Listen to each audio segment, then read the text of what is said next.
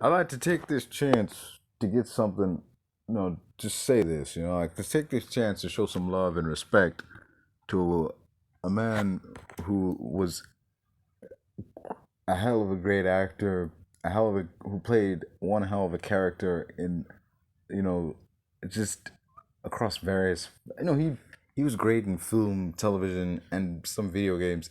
I just want to take some time to give like my say what I want to say about one Carl Weathers. He recently passed away, and he was known for playing characters like Apollo in the Rocky series, Action Jackson in the movie Action Jackson, and Dylan in the movie Predator. And I just that's what this podcast episode is about. Me doing what I can, struggling that I can to show some love to this man and his career.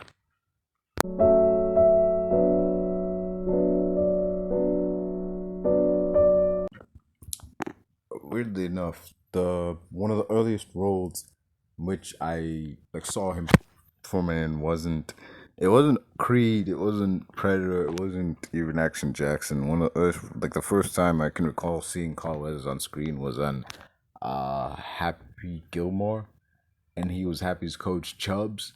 He was pretty funny in that film as the mentor figure, and when he played that role, it wasn't the typical role of like the magical minority who like comes out of nowhere, helps out the hero, has nothing going on but just helping out the hero.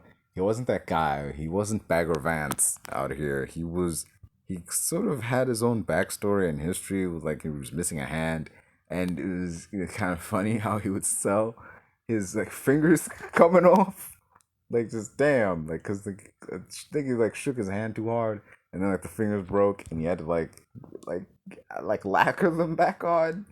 It was odd, but like it was kind of funny. Like I didn't.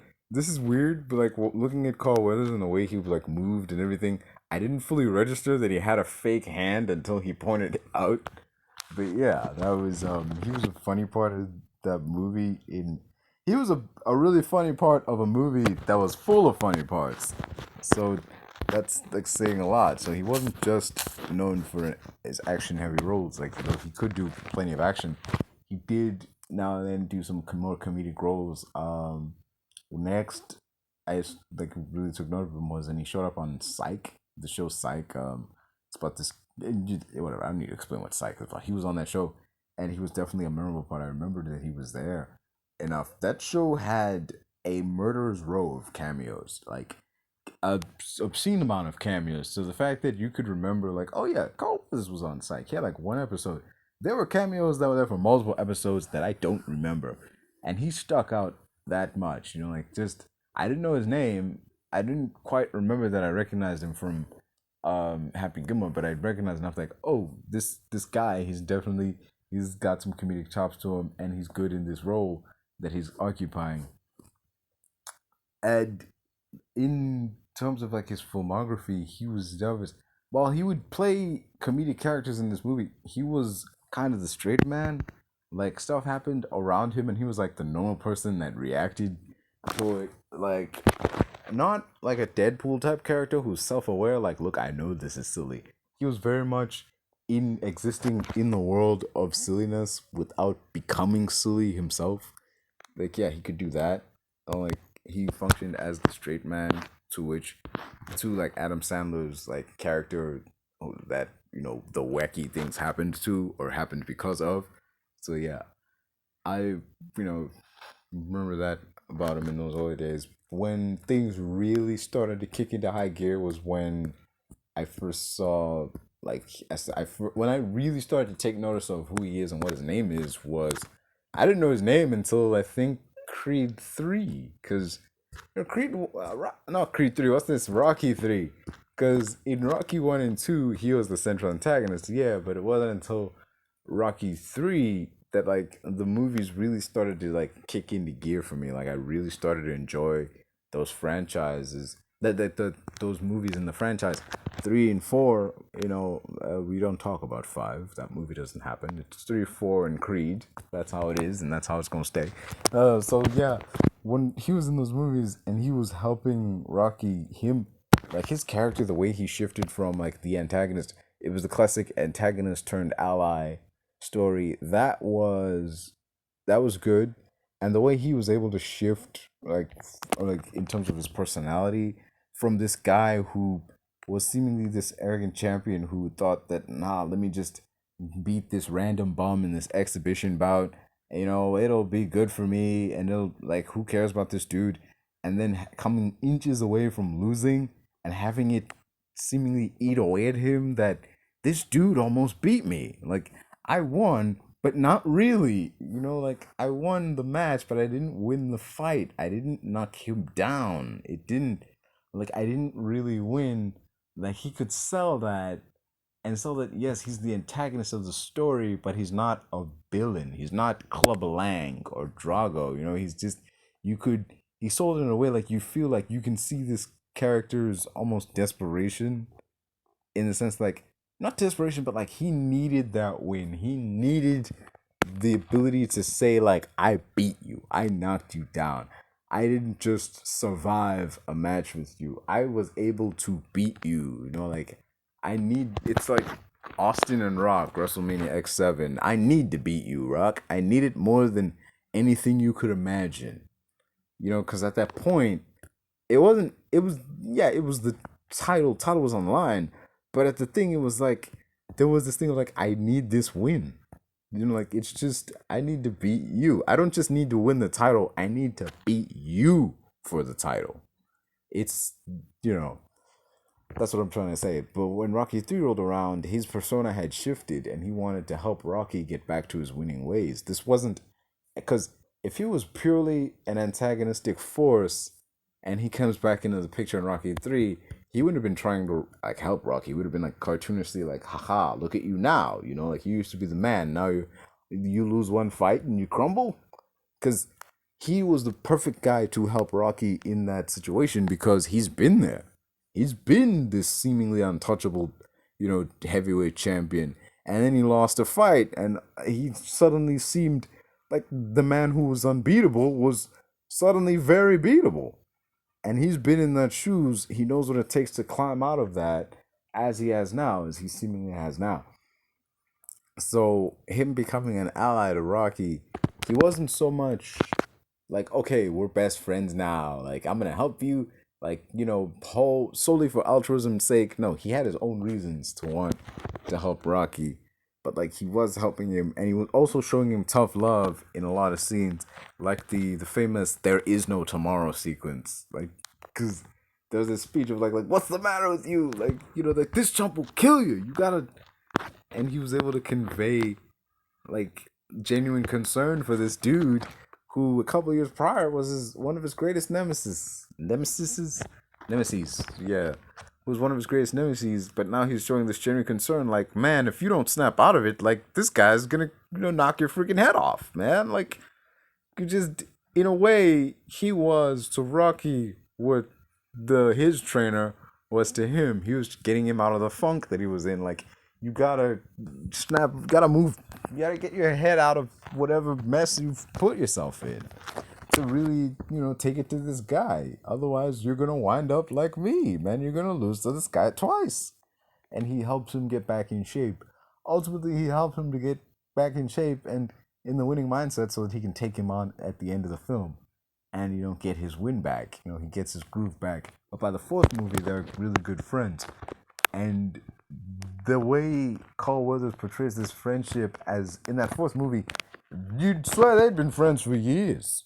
That if you saw them, you'd swear they'd been friends for years by that point. That they never once had beef with each other. As far as that movie goes, if you looked at the way his performance was portrayed, like, they were sitting there, like, laughing and joking about the times, like, hey, remember that first time we fought? Look at this tape, man. Like, haha, like, I really gave it to you, didn't I? Like, it's like that. Like, two old friends busting each other's chops about the good old days.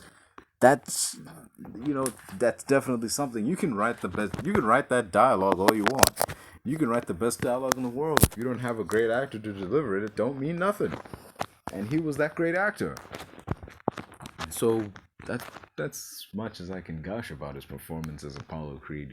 From the seemingly clear villain in the first movie, like the clear antagonist, to an antagonist we could relate to on a level and understand and empathize with, to ultimately being an ally that when he perished in Rocky 4, that we could, genuinely feel bad for. We generally didn't want Apollo to lose.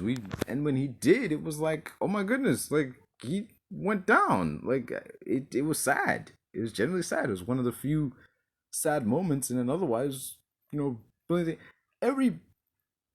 Every Rocky movie has that low point where the character is at his low, regardless what movie it is. One, two, three. I haven't. Full disclosure, I haven't really seen two in a long time. Saw once and never again, really. But like every moment has that low point. But like Apollo dying, of all the low points in the series, was the only low point you could go back and see. Like Sylvester Stallone himself said that if he had the option to, he would go back and he would undo. Like that. That was a misstep. That's the death of this character. Because genuinely, this character was so beloved and so seemingly integral to not only the story of Rocky but his own story, that having him die off in the fourth movie seemed like a huge misstep with benefit of hindsight. Okay, that's as far as one can go with the Rocky films. Like, just I loved his performance in in that movie series, his Living in America entrance, his fight with Drago, his fight with Rocky, and I would have loved to see him face Clubber Lang. Like summer, like I don't know how they would have done it. Like, give Creed his own movie and have him fight Clubber Lang somewhere in there. That would have been awesome. But coulda, shoulda, would have. Whatever. Another thing that could have been its own franchise. I mean, Creed would eventually get a franchise, but with Michael B. Jordan as Creed Sandberg. Another thing that could have been a franchise, Action Jackson. Now that was a movie that could have definitely spawned. It should have spawned a franchise. Action Jackson, man. Jericho Jackson, man. I can't tell. This movie is so 80s and so great. He's this badass, like, Chicago cop. I think it's Chicago or New York or wherever. He's got this awesome car, this like nice suits he be wearing, and he looks like a guy who's named Action Jackson. Like, it doesn't. He's like, for real. People call him Action Jackson in this movie, and it's not said in like a wink, wink. Like, we know this is goofy Marvel Studios way. No, this is a genuine. Oh, like, that's Action Jackson over there. Like, they hype him up. And, like, say you had no idea what this movie was about. You didn't know who was in it. You just flicked in. And when they finally reveal, there's two cops, and they're hyping up the story of, like, Action Jackson, like, the lore of him. And it's like, Jackson is so vicious, we don't even let him have a gun. And, like, like, and realistically speaking, he doesn't use a gun for large parts of the movie. Like, he really is so dangerous. He doesn't need a gun for large parts of the film. And then there's these crazy stories about like how he was like the love child of Bigfoot and whatever. They're doing this to like scare this criminal, and the criminal breaks loose and he like runs right into Action Jackson's desk, and you just see this plaque with the word Sergeant Jackson, and you see Chris, and you see Weathers stand up out of this chair, and and he just says mellow out, and the dude passes out. It's so cool. Thing is, if you had no idea who Action Jackson was and you saw Carl Weathers, you would buy that his name was Action Jackson. You'd believe it 100%. Like, yes, I fully believed this man's full name was Jericho Action Jackson. Just I buy that. It is by no means goofy. It's not like people out here naming their kids Kal-El, okay? That's not a knock on Superman. That's a knock on, there's like just a random white kid out here named Kal-El. Like, really? You don't look like a Kal-El to me. Like, looking at Carl Weathers in this movie, he looks like his middle name is freaking Action. Like, when people be like, Danger is my middle name. Like, that's some nonsense. But him to be like, Action is his middle name? Yeah, I'll buy that. Great film. I don't know. It's like Beverly Hills Cop meets James Bond.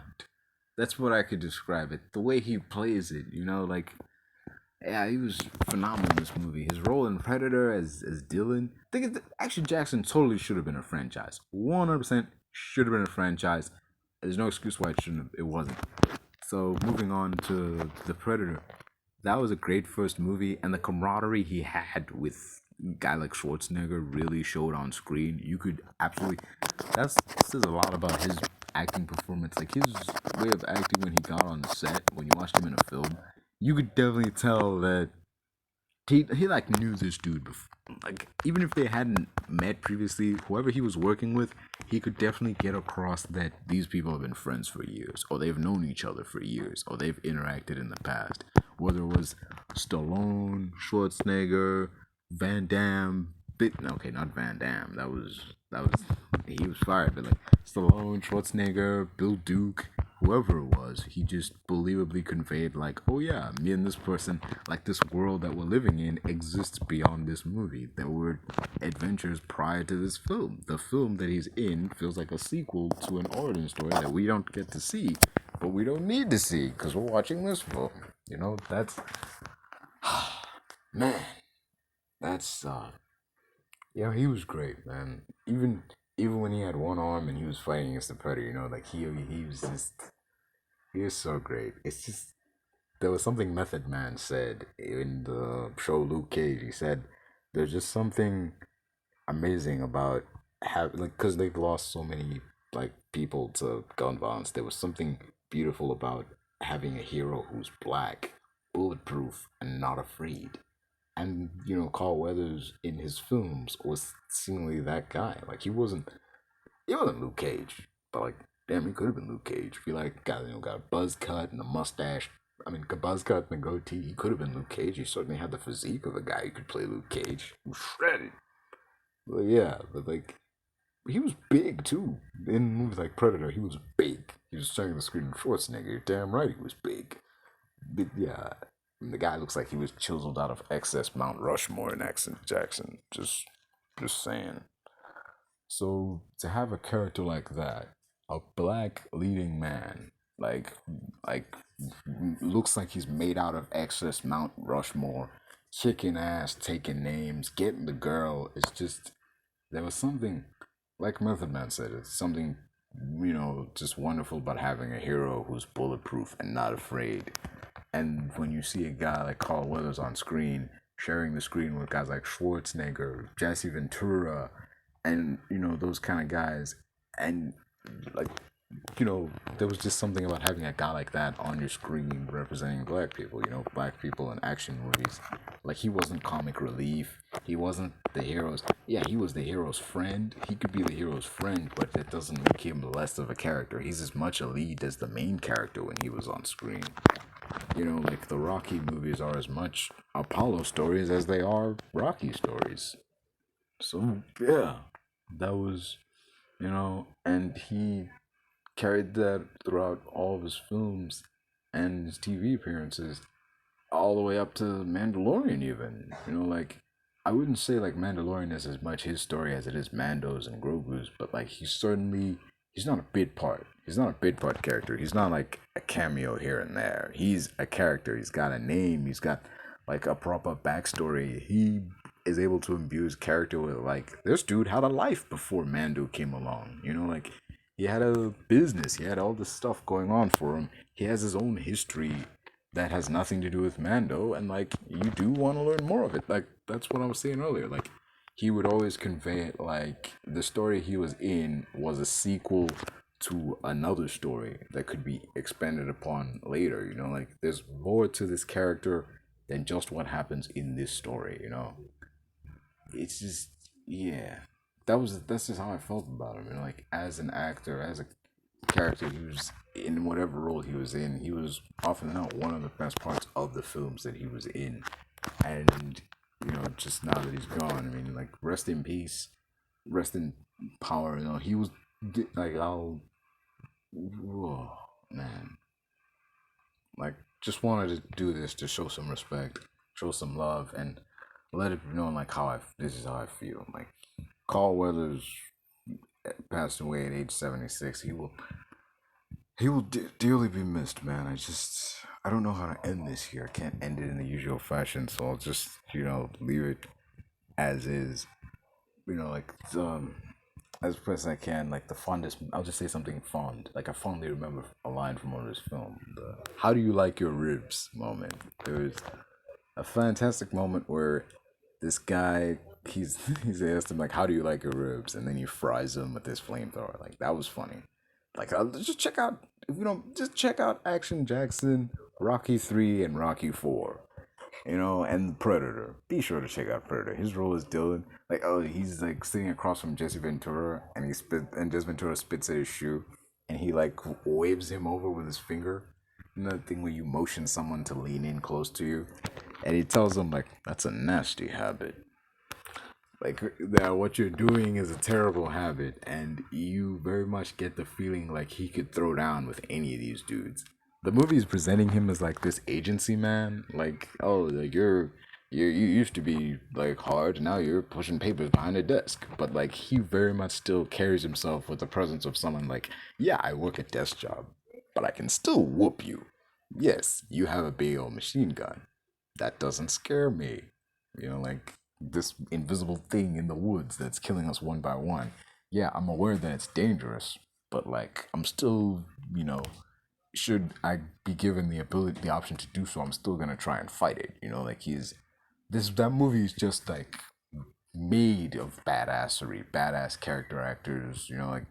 But like he was definitely one of the key parts of the film that made it work in a way. Like he was the agency spook in this like special ops team, and he definitely played his roles whatever they were to perfection. He knew his parts, and he definitely yeah, he was a great actor. He will definitely be missed. R.I.P. Carl Weathers. Yeah. The Goodbye, everybody. You'll try and enjoy the rest of your day. Hug your loved ones. Let them know how much they mean to you. You never know. This day might be the last time you get a chance to do so. So, yeah, that's all I have to say on that. This has been Moonlight Kingdom Podcast. Be safe out there.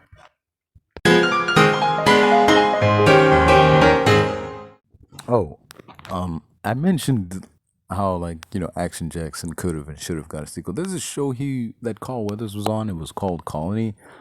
Looking at that character and how he behaved, like that could have been, they could have made that guy Action Jackson. Like just the way he acted as he was the main protagonist partner, he could have just been this could have been Action Jackson 20 years later. This is what Action Jackson wound up getting up to.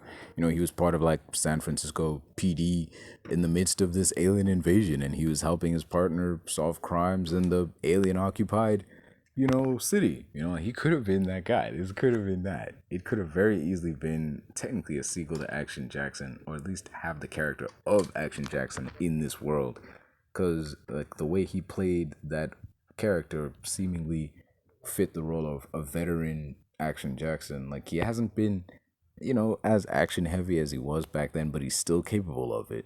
He can still do get down in those kind of situations. So yeah, in terms of Carl Weathers' memorable roles, his appearances on shows like Colony, Psych, his role as Apollo in Rockies 1 through 4, though mainly 3 and 4 in my opinion, and his best role aside from Predator, his appearance as Dylan in Predator, like the best role I can tell you to look at if you want to see like the best of Carl Weathers would have to be his performance as Jericho Jackson in the movie Action Jackson. It's a fantastic film.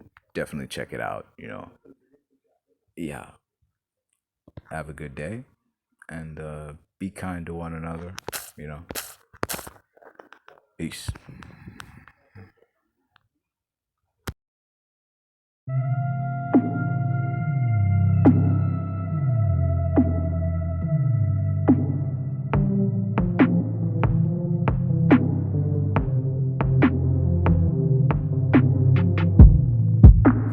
Don't know what's ahead of me. I work so hard for everything.